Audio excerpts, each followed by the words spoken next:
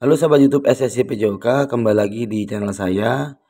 Dan di video kali ini saya akan memberikan tutorial teknik pijat bagaimana cara mengatasi rasa sakit atau nyeri di bagian betis bagian belakang, tepatnya di atas tumit gitu ya.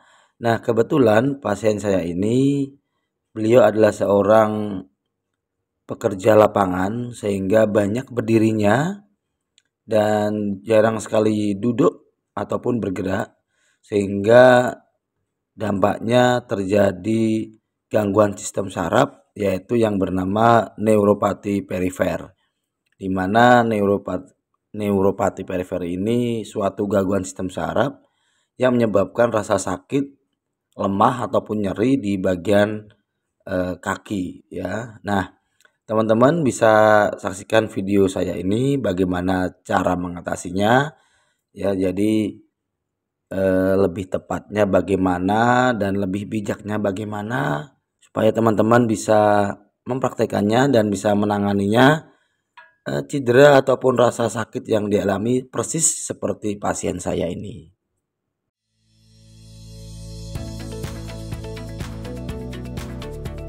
Nah, oke teman-teman, langsung saja saya akan ceritakan langkah pertama yang harus dilakukan, yaitu saya memijat lebih dahulu di bagian dalam ya, tepatnya betis bagian dalam. Teman-teman bisa simak seperti di gambar di video. Kita urut di bagian bawah aja, dekat tumit ke arah atas yang dimaksud itu mengarah ke arah lutut itu ya, mengarah atas. Nah, seperti ini teman-teman, secara pelan saja, karena kalau kita tekan terlalu kuat ini nantinya akan berdampak yang lebih serius lagi atau lebih sakit pasien kita ini. Nah, karena ini kategori radang sehingga saya yakin tidak begitu lama sakitnya ini, jadi akan cepat sembuh asal ditangani dengan baik dan tepat. Nah teman-teman, kita urut secara pelan, nantinya ini akan bergantian ya. Maksudnya bergantian, kita memijat di bagian dalam, setelah itu kita memijat di bagian samping ya, atau bagian luar, jadi secara bersama. Kita rasakan pelan, rileks, supaya pasien kita juga tidak merasakan sakit gitu ya. Nah, seperti ini teman-teman ya, diurut dari bawah ke atas mengarah ke lutut ya, bergantian. Oke, ingat jangan terlalu kuat ya teman-teman. Kalau terlalu kuat dampaknya juga akan lebih sakit pasien yang kita rasakan, bukannya malah sembuh, malah tambah parah nantinya gitu ya teman-teman ya.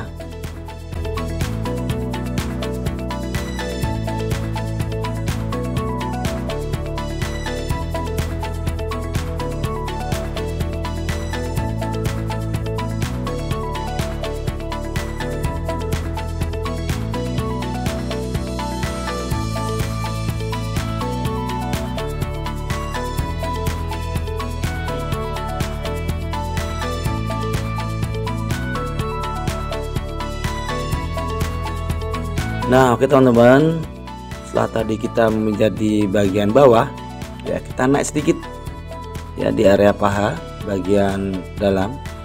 Teman-teman bisa lihat ya, kita lumuri dulu menggunakan minyak zaitun ya. Saya gunakan minyak zaitun yang dicampur dengan baby oil untuk memijatnya atau mengurut ya. Jadi urut saja seperti ini teman-teman ya. Kemudian kita rasakan, jadi kita ada teknik memutarnya sedikit gitu tadi, seperti itu ya. Nah, biasanya kalau ujung kaki itu ditarik sudah tidak begitu merasakan sakit, itu tandanya sudah ada perbaikan gitu ya, sudah agak mendingan atau sudah agak enakan gitu ya. Nah, kita urut seperti ini teman-teman. Ikuti aja teman-teman bagaimana teknik saya memijat, sehingga teman lebih paham dan mengatasinya memijat sendiri di rumah ya. Karena ini dengan posisi duduk, kemudian kakinya lurus ke depan, teman-teman bisa memijat sendiri kok, mudah. Jadi tidak perlu bantuan dengan ahli terapis pijat saraf, jadi cukup sendiri juga bisa gitu ya teman-teman.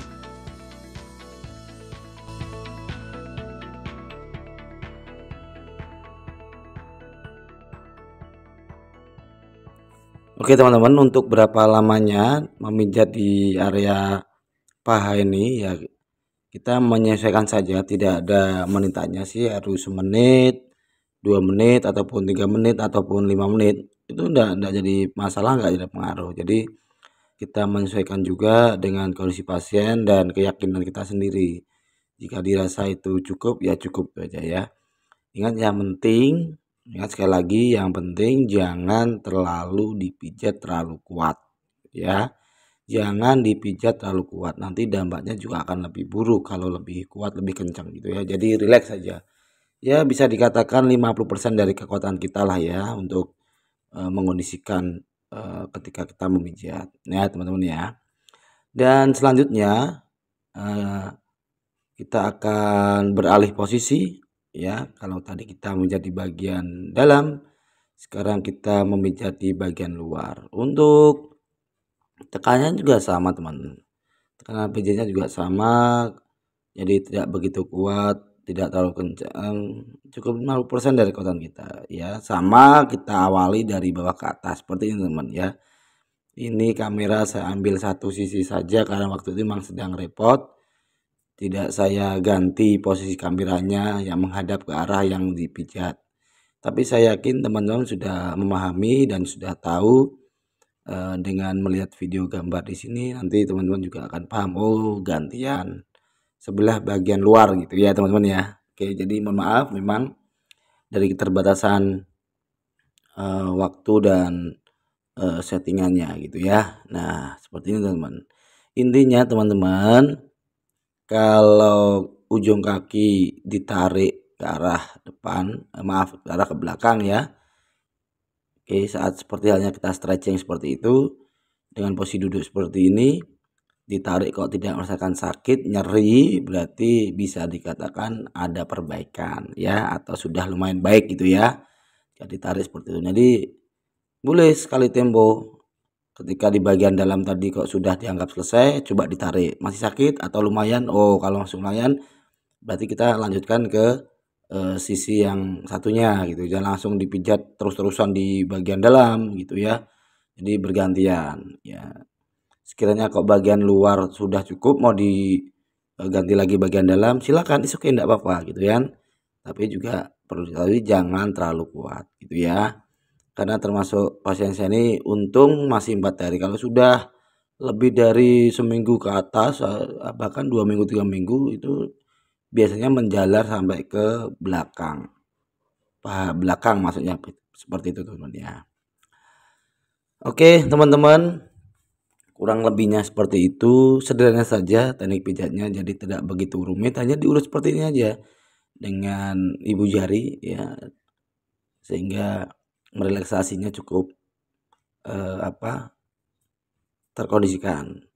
Dan satu catatan lagi teman-teman, jika mengalami hal yang sama seperti ini, gunakan serai ya, gunakan serai, direbus kemudian digunakan dikompres. Jadi serai 2 batang atau 3 batang, airnya mungkin ya 3 sampai 4 ya, 3 sampai 4 gelas belimbing itu ukurannya.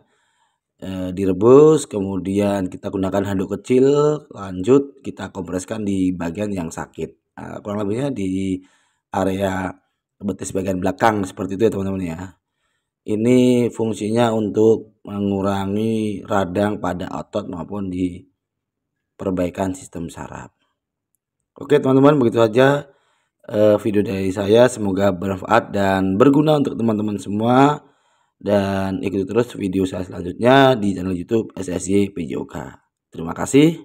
Salam olahraga.